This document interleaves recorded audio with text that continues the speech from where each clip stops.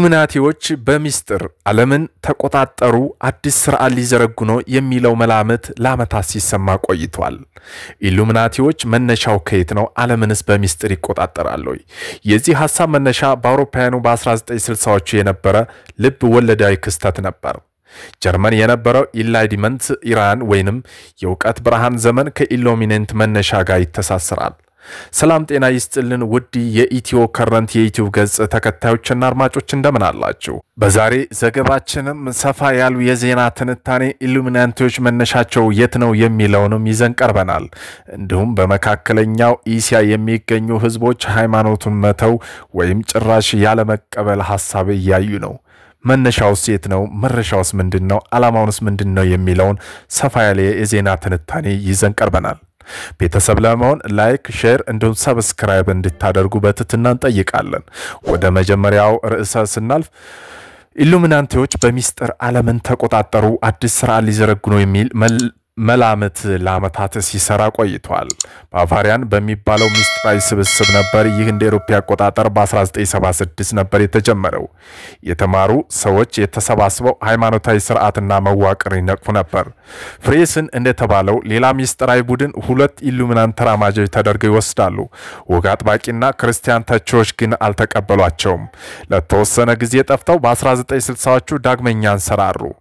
አሁን ላይ ያለው የኢሉሚናንቲ ከቫሪያን ሚስጥራዊ ቡድን እንደሚለይ ኢሉሚናንቲ ላይ ጥናት የሰራው ዴቪድ ብራውሚድ ይናገራል። ምስራቃዊ ፍልስፍና የሚመራው የተለመደ ባህላዊ አካሄድ የሚጻረር ንቅናቄ በምዕራብ ዓለም የተስፋፋበት ነበር። በኦቶ ፕሪንሲፓል ዲስኮርዳል በሚል መጽሐፍ ታትሞ ነበር። መንግስት አልባ ስርዓት የሚቃረኑ ሰዎች ኢራስ የምትባል የቀውስ አምላኪ እንደሚያመልኩ ልብ ወለዱ ያትታል። ማህበራዊ ነውጥ ማስነሳት የሚፈልጉ ቡድንን ህይወት ያስቀኛል። መጽሐፉ ካዘጋጁ መካከል አንዱ ሮበርት አንቶኒ ዊልስ ነበሩ። ዓለምን አባገነን ትሆናለች ቁጥጥር ጠንክሯል ብሎ ስለሚያስብ ማህበራዊ ነውጥን ለማስነሳት ለውጥ እንደሚመጣ ይሻል። በመገናኛ ብዙሃን በመጠቀም ታዋቂ ባህል በመገዳደር ሐሰተኛ መረጃ በማሰራጨት ለውጥ እንደሚመጣ ያምን ነበር ሲሉ ኢሉሚናንት ላይ ጥናት የሰራው ዴቪድ ብራውዌል ይናገራሉ። ጸሐፊው ከሌላ ወዳጅ ጋር በመሆን ፕሌምቦን መጽሐፍ ላይ ካምባቢያን የተላኩ ናቸው ያላቸውን ሐሰተኛ ደብዳቤ ያትቱ ነበር። ደብዳቤዎች ኢሉሚናንት ስለተባለው ሚስጥራዊ ቡድን መኖር ይገልጻሉ። ሰዎች የሚያነቡትና የሚሰሙት ምን ያህል እውነት እንደሆነ እንደሚጠራጠሩ የማድረግ መንገድ ነበር። ብዙዎች ስለ ኢሉሚናንት መኖር ማመን ጀመሩ።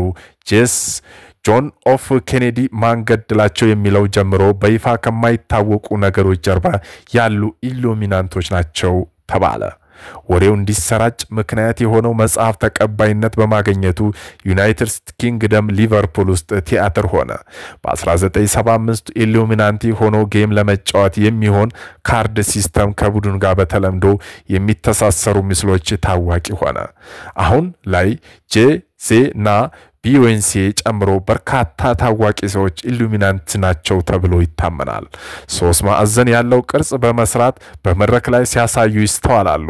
ነገሩ እውነት እንዳልሆነ ቢታወቅም አሁንም ድረስ በ1960ዎቹ የተነሳው የሴራ ትንታኔ ዘልቋል። እና ቢዮንሲ ጨምሮ በርካታ ታዋቂ ሰዎች ኢሉሚናንት ናቸው ተብሎ ሲወራም ቆይቶ ነበር። አራት ቻን በተባለው በሬዲት ድረገጽ የሴራ ትንታኔ በስፋት ይሰራጫሉ። በ2015 በአሜሪካ የተሰራ ጥናት ግማሽ ሀገሪቱ ውስጥ ቢያንስ በአንድ የሴራ ትንታኔ ያምናሉ። በአንግላ ሩስኪን ዩኒቨርሲቲ የምትሰራው ቪረን ስዊም እንደምትለው ከሆነ በተለያዩ ምክንያቶች ሰዎች በሴራ ትንታኔ ሊያምኑ ይችላሉ ብለዋል። አንዳንድ አይነት የስነ ልቦና ጤና መዛባት እንዳለባቸው በመላምት የሚያስቀምጡ ባለሙያዎች አሉ።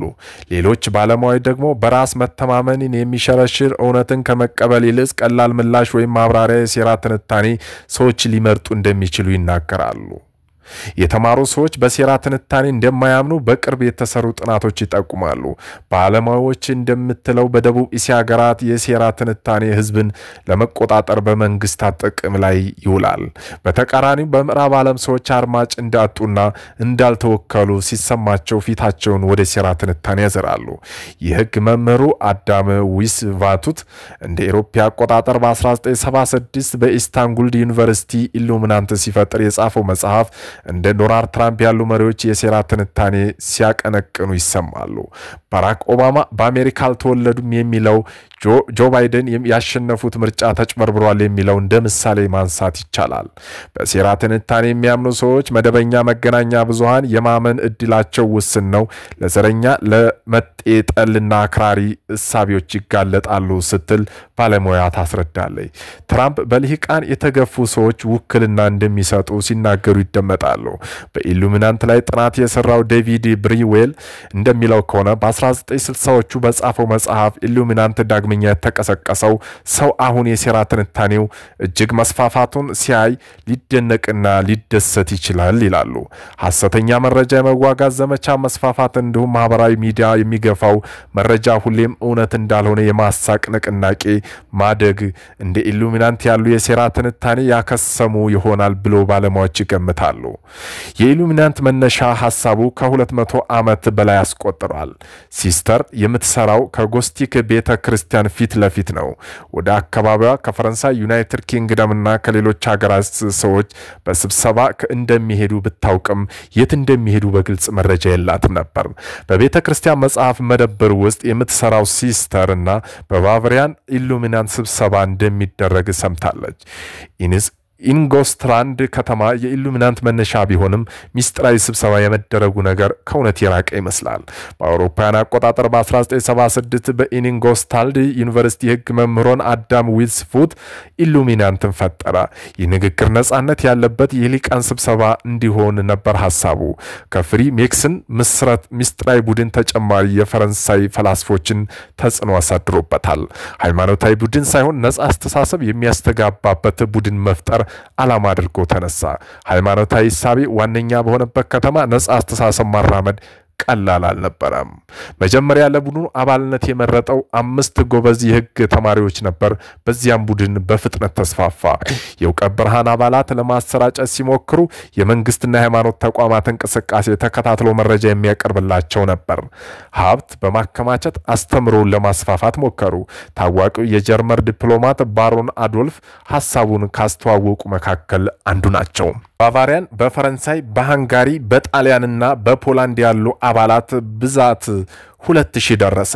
ጋዜጠኛው ማይክ ክሊነር እንደሚለው ከሆነ ኢሉሚናንት ፈጣሪን አብዮተኛ ማለት ይቻላል ብለዋል።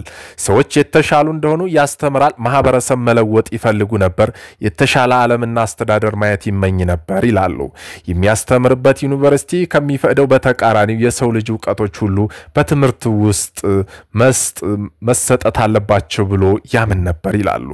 ቡድኑ የተመሰረተው 10ኛው ዓመት ጸረ መንግስት ንቅናቄ ሲደረግ ተደርሶበት ተበትኖ መስራቹ ወደ ጎተው ከተማ ተሰደደ። ሆኖም ግን ሚስጥራዊ ቡድን አልተገታም ብለው የሚያምኑ ሰዎች አሁንም ድረስ እንዳሉ የታሪክ ምሁራን ይገልጻሉ። በዊንስተር ዩኒቨርሲቲ የሚሰራው ዶክተር ማይልክ ውድ እንደሚለው ከሆነ ኢሉሚናንት ብዙ ንዑስ የሴራ ትንታኔዎች ያሉት ጥቅል የሴራ ትንታኔ ነው። ኢንጎስታልድ ከተማ የኢሉሚናንት መነሻ ትባላለች። በከተማው ሙዚየም የምትሰራው ማርያም ኢምፕሌሽመር እንደምትለው በሙዚየሙ ካሉ አስገራሚ የታሪክ አጋጣሚዎች ጋር የሚተሳሰሩ የኢሉሚናንት መጽሐፎች አሏት። በከተማው የሚያስጎበኙት ክላልነር እንደሚለው ከሆነ በታሪክ ጉልህ ስፍራ ያላቸው ቦታዎች የሚያስጎበኙት በሴራ ትንታኔ የሚያምኑ ጎብኚዎች ያጋጠሙታል። ኢሉሚናንት አሁን የሚታይበት መንገድ አስገራሚ ነው። እውነተኛው ኢሉሚናንት በጣም የተለየ መንገድ ነው አሁን የሚታይ ነው ትላለች ሲስተር። እና እንደምትለው ከሆነ አሁን ድረስ ኢሉሚናንት ስብሰባ በከተማው እንደሚካሄድ የሚያምኑ ሰዎች እውነት ባይሆንም እንኳን ቦታውን ይጠይቋታል። በፈረንሳይ አብዮት አሜሪካ ላይ ከተፈጸሙ የመስከረም 11 ጥቃት እንዲሁም ሌሎች ጉልህ ክስተቶች ጀርባ ኢሉሚናንቶች እንዳሉ የሚያምኑ ጥቂቶች አይደሉም። ይህንን ነው በምስራቅ እስያ በርካታ ሃይማኖታቸውን መተው መቀየርን ለመመረጡ ይሆን ይላል ጆን። ያደረገው በደቡብ ኮሪያዊ ክርስቲያን ቤተሰቦቹ መካከል አንዱ ነው። እንደ አብዛኞቹ የሀገሪ ሰዎች አሁንም ሃይማኖቱን ቀይሯል። አሁን በይፋም አግኖስቲክ መሆኑን አውጇል።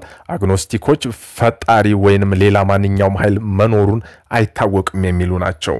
ምን እንዳለ አላውቅም፣ ፈጣሪ ሊኖር ይችላል ወይም በትክክል እግዚአብሔር ላይሆን ይችላል ሲል በሲኦል ሆኖ ምላሽ ሰጥቷል። የጆን ወላጆች አሁንም ክርስቲያኖች ናቸው። እሱ አማኝ አለመሆኑን ካወቁ ከባድ ሐዘን እንደሚሰማቸው ተናግረዋል። ሊያበሳጫቸው ደግሞ አልፈለገም። ለዚህ ነው ስሙን እንድንቀይር የጠየቅነው ይላሉ። የጆን የህይወት ጉዞ ፒውር ሪሰርች ከተባለው የአሜሪካ ተቋም አዲስ ጥናት ግኝት ጋር ተመሳሳይ ነው። ጥናቱ መሰረቱ በምስራቅ እስያ የሚገኙ ሀገራት ያሉ ዜጎች በዓለም ላይ ሃይማኖታዊ በመተው በመቀየር ከፍተኛ ቁጥር ያላቸው መሆናቸውን ያሳያል። 10,000 በላይ ሰዎች ስለ ሃይማኖታቸው ተጠይቀው ብዙዎቹ አሁን ላይ ያላቸው ሃይማኖት ካደጉበት የተለየ መሆኑን ይናገራሉ። ሆንግ ኮንግ እና ደቡብ ኮሪያ በዝርዝሩ በቀዳሚነት ይመራሉ። 53 በመሆን የሁለቱ ሀገራት ምላሽ ሰጪዎች ሃይማኖታቸው መቀየራቸውን አስታውቀዋል። እነዚህ ውስጥ አንዳንዶቹ ሃይማኖታቸው ሙሉ በሙሉ እርግፍ አድርገው ትተዋል። ታይዋን 42 በመቶ ሰዎች ሃይማኖታቸውን ቀይረዋል። ጃፓን ደግሞ 32 በመቶ ናቸው። በአውሮፓውያን 2017 በተካሄደው የዳሰሳ ጥናት ጋር ይህ ቁጥጥር በማነጻጸር ጠቃሚ ነው። በእቱ የአውሮፓ ሃይማኖት የመቀየር መጠኑ 40 በመቶ በላይ ያስመዘገበች ሀገር አልተመዘገበችም።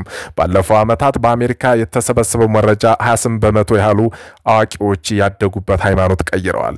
የጆን አመለካከት ለውጥ ከቤተሰብ ሲወጣ አዳዲስ ሐሳቦች ከመጋለጡ ጋር ተገጣጥሟል። ቤተሰቦቹ ቤት ሲኖር በየቀኑ ጧት 12 ሰዓት ሁሉም ተነስተው መጽሐፍ ቅዱስ አንብበው ሐሳብ ይቀይራሉ። እያንዳንዱ ጧት እንደ ትንሽ አምልኮ ስነ ስርዓት ነበር ይላሉ። በ19 ዓመቱ ከቤት ወጣ። በሲኦል ከሚገኘው ትላልቅ አብያተ ክርስቲያን ወደ አንዱ በመሄድ ጀመረ። ቤተ ክርስቲያኑ በሺዎች የሚቆጠሩ አባላት አሉ። የመጽሐፍ ቅዱስ አተረጓጎም ቀጥተኛ ነበር። ለምሳሌ የዝግመተ ለውጥ ጽንሰ ሐሳብ ውድቅ ያደርጋሉ። ይህ ደግሞ ጆን ከተማረው የሳይንስ ንድፈ ሐሳብ ጋር አብሮ የሚሄድ አልነበረም። የዓለም እይታዎች በሌሎች መንገዶች ተለውጧል፣ ተቀይረዋል። እኔ እንደማስበው ክርስቲያንና ጥቁርና ነጭ ትክክል ወይም ስህተት የሚለው ቀጥተኛውን ያካሄዳለው። ነገር ግን ህብረተሰብ ከታዘብኩት ነገር እና ከተለያዩ ሰዎች ጋር ከተገናኘው በኋላ ዓለም ብዙ አስተሳሰቦች ያቀፈች እንደሆነች ማሰብ ጀመርኩ ብሏል። ጆን ካሉት ጓደኞቹ ግማሽ ያህሉ ያደጉበትን ሃይማኖት አይከተሉም። አብዛኛዎቹ ክርስቲያን ነበሩ። ከጓደኞቹ መካከል እምነታቸውን የቀየሩ ክርስቲያኖች ብቻ አይደሉም። ቡዲስት ከነበሩ መካከል 20 በመቶ አሁን እምነታቸውን ትተዋል። በሆንግ ኮንግ እና ጃፓን ይህ ቁጥር 17 በመቶ ደርሷል። በአካባቢው አዲስ እምነት ለመከተል የሚመርጡ ሰዎች አሉ። ለምሳሌ ደቡብ ኮሪያ ክርስትና እምነት ተከታይ ቁጥር 12 በመቶ አድርጓል። ቡዲዝም ደግሞ 5 በመቶ ተከታዮች አግኝቷል። በሆንግ ኮንግ ብቻ ክርስቲያን 9 በመቶና ቡዲዝም ደግሞ 4 በመቶ ተከታይ አግኝቷል ይላሉ። ሃይማኖታዊ ከሚቀይሩት መካከል አብዛኛዎቹ አሁን ላይ ከየትኛውም ሃይማኖት ጋር ቁርጠኝነት እንዳይኖራቸው የሚፈልጉ ናቸው። ይህ ቁጥር ከተቀረው ዓለም ይልቅ በምስራቅ እስያ ከፍተኛ ሆኗል። በሆንግ ኮንግ 37 በመቶና በደቡብ ኮሪያ 35 በመቶ ሰዎች ተመሳሳይ አስተሳሰብ ሲኖራቸው ይህ ቁጥር በኖርዌይ 30 በመቶ ይደርሳል። አሜሪካ ደግሞ 20 በመቶ ነው። ሃይማኖት ተቋማት የመራቅ ነገር እየጨመረ የሚሄድ ቢመስልም በሀገሪቱ የሚገኙ በርካታ ሰዎች አሁንም በመንፈሳዊ ስርዓቶች እንደሚሳተፉ ይናገራሉ። ከየትኛውም ሃይማኖትና ቁርጠኝነት እንደሌላቸው የሚናገሩትና በሁሉም ሀገራት በጥናት ከተሳተፉ ሰዎች ከግማሽ በላይ የሚሆኑ ባለፉት 12 ወራት ውስጥ ቅድመ አያቶቻቸውን ለመዘከር በሚል በአምልኮ ስርዓት ውስጥ በመካፈላቸው ተናግረዋል። አብዛኛዎቹ በአምልካትና በማይታዩ ፍጥረታት የሚያምኑ ይናገራሉ። የሃይማኖት ጥናት አዋቂ ለሆኑ ዶክተር ሲዊዊንግ ኩን ይህንን አስደናቂ ግኝት አይደለም። በተለያዩ የሃይማኖቶች ስነ ስርዓት ላይ መሳተፍ ከሃይማኖቶች ታሪክ የሚስማማ ነው ብለዋል። ከታሪክ አንጻር በምስራቅ እስያ ልዩ የሆነ ሃይማኖታዊ መለያ የምትሉት ነገር ያተኩራል ነበረም። ታኦሲስት ከሆንክድ በተመሳሳይ ጊዜ ደግሞ ቡዲስት ወይም ኮንፊሽነስ መሆን አትችልም ማለት አይደለም ብለዋል። እነዚህ ድንበሮች በምዕራቡ ዓለም ሲነጻጸር በግልጽ የተቀመጡ አልነበርም ብለዋል። በምዕራባዊ ጋር ያለው ግንኙነትና መስተጋብር መጨመሩን ተከትሎ በ1900 ክፍለ ዘመን ላይ አሁን የምናውቀው የሃይማኖት ጽንሰ ሐሳብ ወደ ምስራቅ እስያ የገባው ብዙ ማንነቶችና ባህሎች መያዝ መቻል በአካባቢ ፈጽሞ ያልጠፋ ነበር ይላሉ ዶክተር ኩን። ጉዳዩ ከሀገራቸው ተመሳሳይ መሆኑን አይተዋል። ዶክተር ኩን እንደሚሉት ከሆነ እናታቸው በተለያዩ አጋጣሚ ሃይማኖት ተቀይረዋል። ባለፉት እሁድ በአካባቢ ባለው የካቶሊክ ቤተክርስቲያን አባል ሆነው ተመዝግባለች። በዚህ በቃ ወደዛ ብቻ እንደምትሄድ እርግጠኛ ነበርኩ ብለዋል። ሆኖም ግን በአካባቢው ወደሚገኘው ኢቫንጀሊካን ቤተክርስቲያን ለፈውስ በሚል የጸሎት ክፍለ ጊዜም እንደምትካፈል ነገረችኝ። ዶክተር ኩም እማዬ ካቶሊክ ቤተክርስቲያን ምን ሆነ ሲሉ ጠየቁ። በዚያው ወቅት የሚፈልጉት ከምንም ነገር በበለጠ ፈውስ መሆኑን ተናገሩ። እናታቸው ካቶሊክ ስለነበረች ወደ ካቶሊክ ቤተክርስቲያን መሄድ ትፈልግ ነበር። ከሆነ መንገድ ደግሞ እሳቸው የሚፈልጉት ጣልቃ ገብነት ለማግኘት ወደ ሌላ ሃይማኖት ሄደዋል ይላል።